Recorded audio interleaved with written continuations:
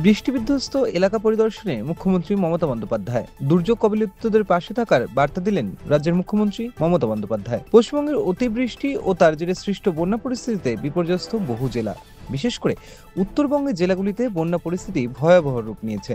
ঘরছাড়া বহু মানুষ, ফসলের ব্যাপক ক্ষতি হয়েছে।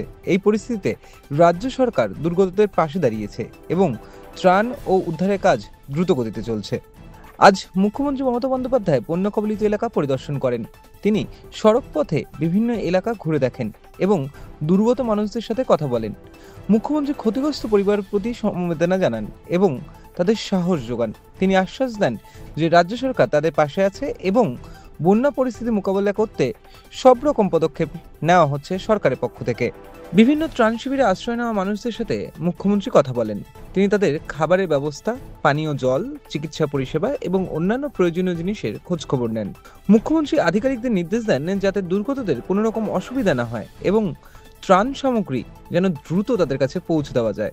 মুখ্যমন্ত্রী সাংবাদিকদের মুখোমুখি হয়ে বলেন, আমরা দুর্গতদের পাশে আছি। তাদের ঘর বাড়ি ফসল যা কিছু ক্ষতি হয়েছে তা সাধ্য মতন সাহায্য করব। ত্রাণ শিবিরে থাকা মানুষদের সমস্ত রকম সুবিধা দেওয়া হচ্ছে। আমরা পরিস্থিতির উপর নজর রাখছি এবং দ্রুত স্বাভাবিক অবস্থা ফিরিয়ে আনার চেষ্টা করছি। মুখ্যমন্ত্রীর এই পরিদর্শন বন্যা কবলিত এলাকার মানুষজনদের মধ্যে নতুন আশার সঞ্চার করেছে। তারা মনে করছেন রাজ্য সরকারের সক্রিয়তা খুব শীঘ্রই তারা এই কঠিন পরিস্থিতি কাটিয়ে উঠতে পারবেন।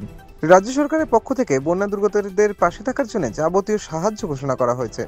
ক্ষতিগ্রস্ত পরিবারদের যাবতীয় ক্ষতিপূরণ পৌঁছে দেওয়ার প্রক্রিয়াও শুরু করছে রাজ্য সরকার। পাশাপাশি কৃষি ও অন্যান্য ক্ষেত্রে যে ক্ষতি হয়েছে তারও সমীক্ষা করা হচ্ছে এবং দ্রুত তাদেরও সাহায্য করা হবে বলে জানানো হয়েছে। বন্যা পরিস্থিতির মোকাবিলায় রাজ্য সরকারের বিভিন্ন দপ্তর একযোগে কাজ করছে।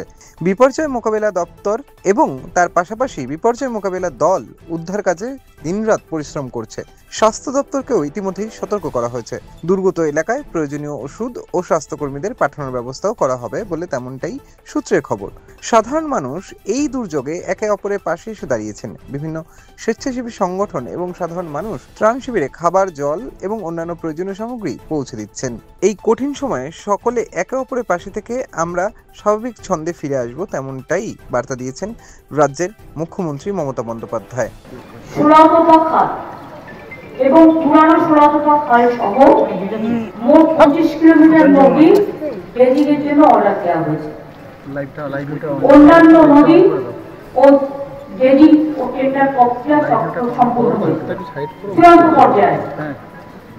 ঘাটাল পুরসভা এলাকায় শিলাবতী নদীর বাম পাড়ে 3.5 কিলোমিটার দীর্ঘ গার্ডওয়াল নির্মাণের জন্য পরিমিত যে জমির পরিমাণ সেটাকে যতটা জমি কমানো যায় আমরা দেখবো, আর চেষ্টা করব যে মানুষকে উচ্ছেদ না করে যদি কোনো রকম অ্যাভয়েড করে অল্টারনেটিভ কোনো রুট বাঁচা যায় সেই জন্য স্যাম্পল সার্ভে শুরু হয়েছে।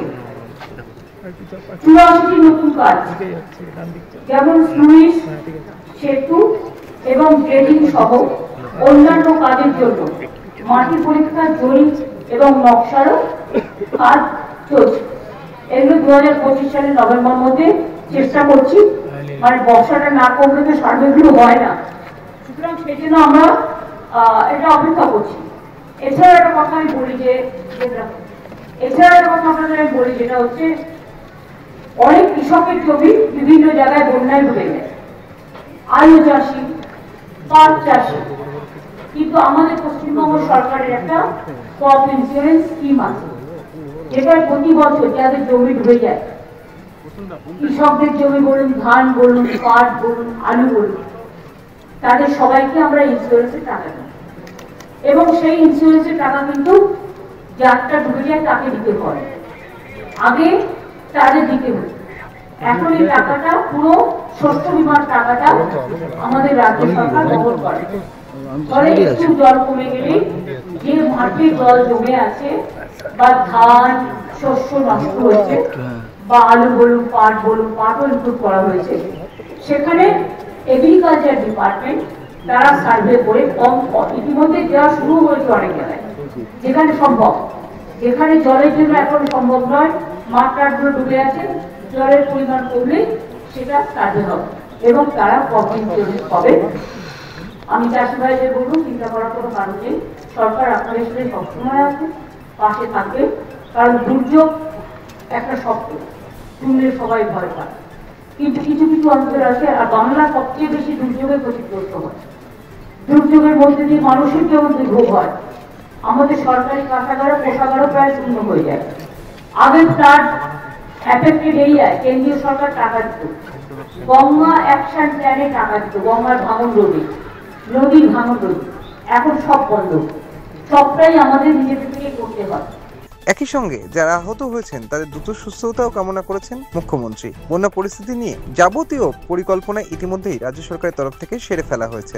খুব স্বাভাবিকভাবেই সকলেই আশা করছেন এবং তার সঙ্গে সঙ্গে রাজ্য সরকারের তরফ থেকে যাবতীয় পরিকল্পনা এবং বন্যা পরিস্থিতি মোকাবেলার জন্য যাবতীয় পদক্ষেপ ইতিমধ্যেই নেওয়া হয়েছে।